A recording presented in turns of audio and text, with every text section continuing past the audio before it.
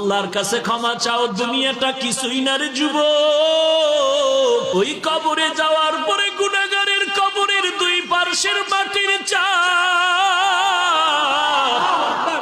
পাজরের হাড় চুরমার হয়ে যাবে। একটা নয়, দুটো নয়, 70 থেকে 99টা সাপের কবর।